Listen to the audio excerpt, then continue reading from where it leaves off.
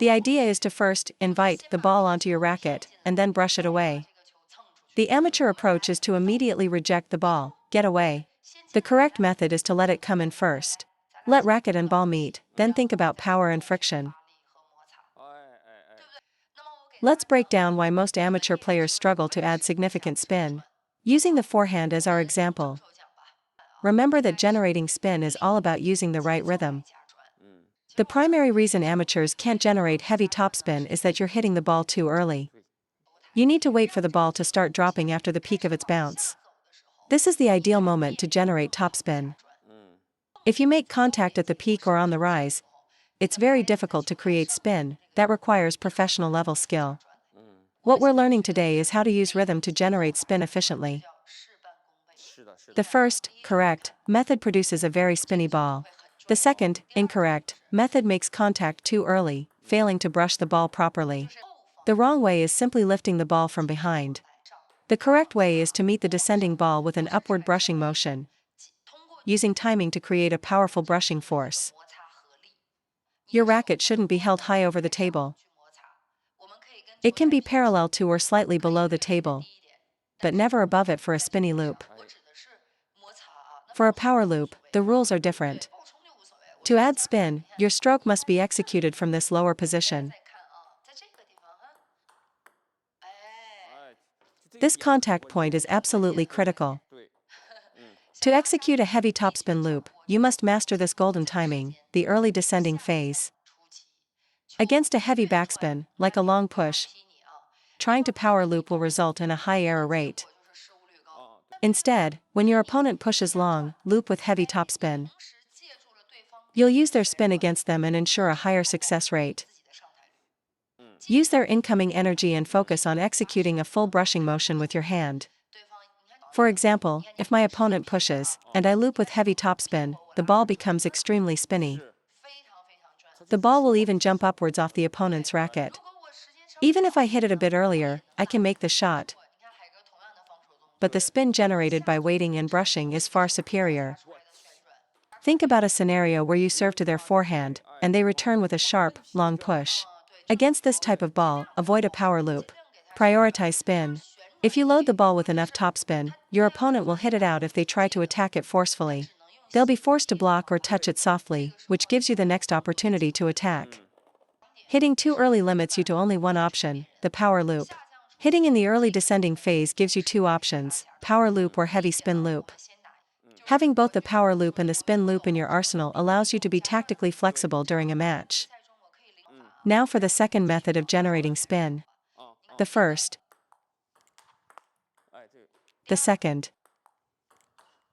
The second ball is much spinnier, it feels like it's jumping upwards. So why is the second ball so much spinnier? Let me explain. The first swing involves a bent forearm. The arm drops, but the angle remains fixed. The second swing involves dropping the forearm completely, with the racket tip pointing towards the ground. Even though the swing speed is the same, with the second technique, the ball goes long without me even trying to add pace. Many amateurs loop against backspin with a locked arm. Without opening up your arm, you can't get that brushing acceleration or generate power. I'm going to do an experiment for you now.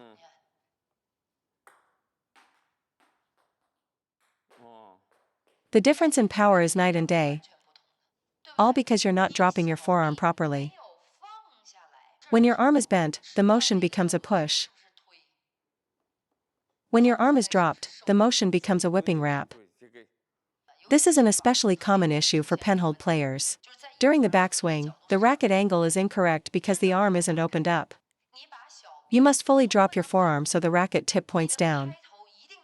As you rotate your hips towards the ball, your racket will naturally come into the correct position. If you keep your arm tucked in, by the time you reach the contact point, your racket face will be too open, and the entire shot becomes a lift.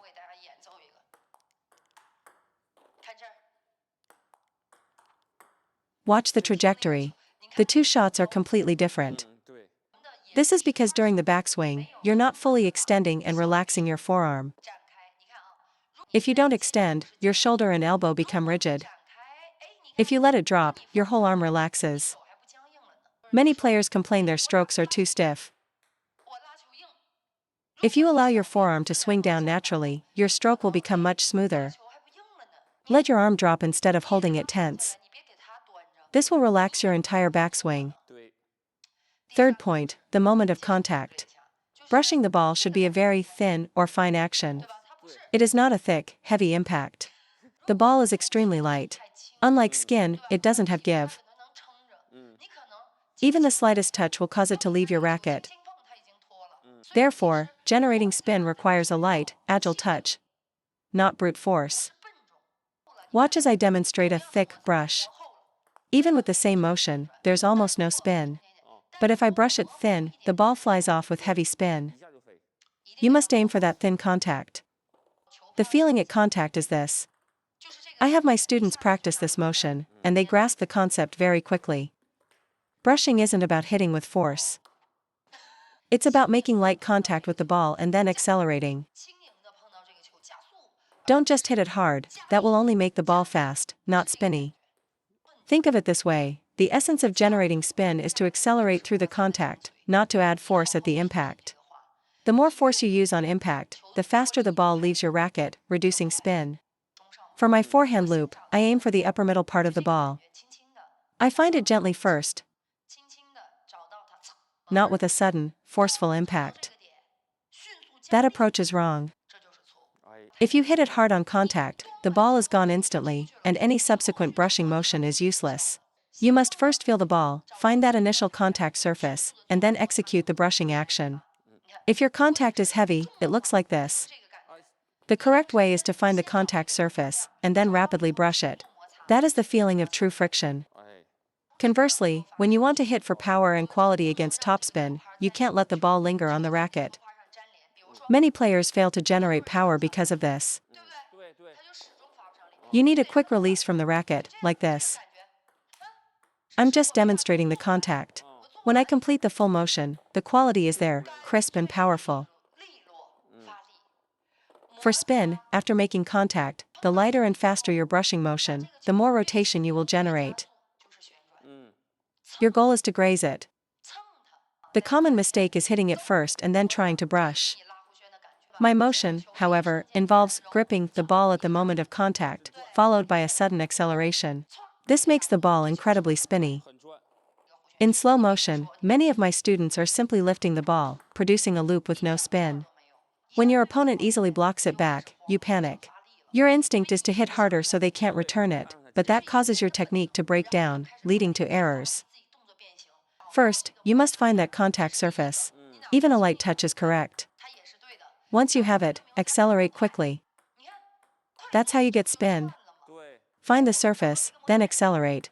Don't be heavy-handed. The ball is too light and will fly off too quickly for you to apply spin, even for a pro like Ma Long. The idea is to first invite the ball onto your racket, and then brush it away. The amateur approach is to immediately reject the ball, get away. The correct method is to let it come in first. Let racket and ball meet, then think about power and friction. So, at the exact moment of contact, your hand must not be stiff or heavy. You need a soft touch. Be gentle. Treat the ball with care on contact. Be gentle.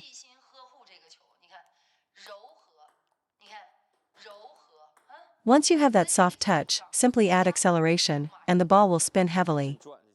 I guarantee you, what I'm teaching today is a point that most amateur players completely overlook. It's not enough to just go through the motions. You have to truly grip the ball with your rubber to create spin.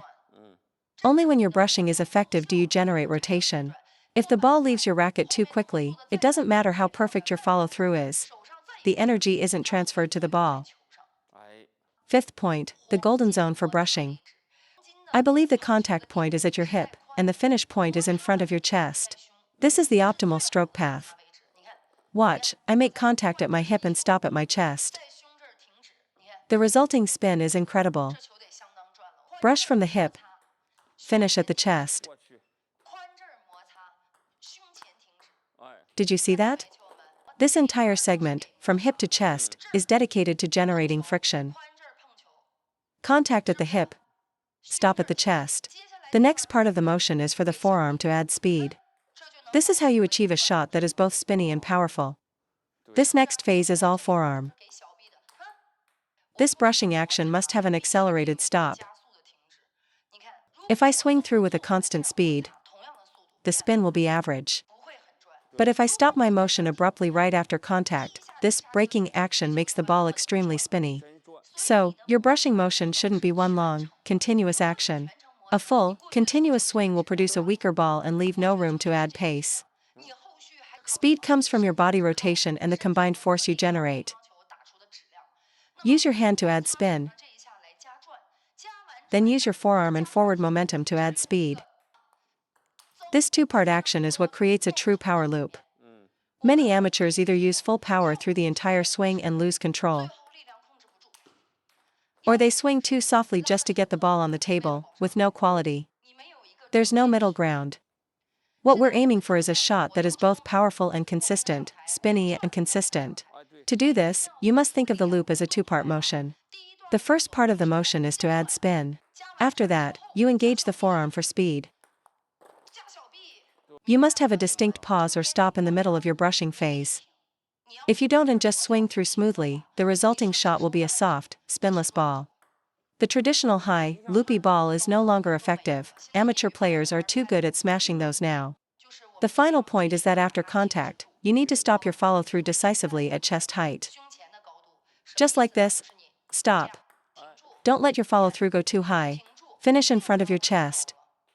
This leaves room for your forearm to execute the second part of the motion: brush, then accelerate.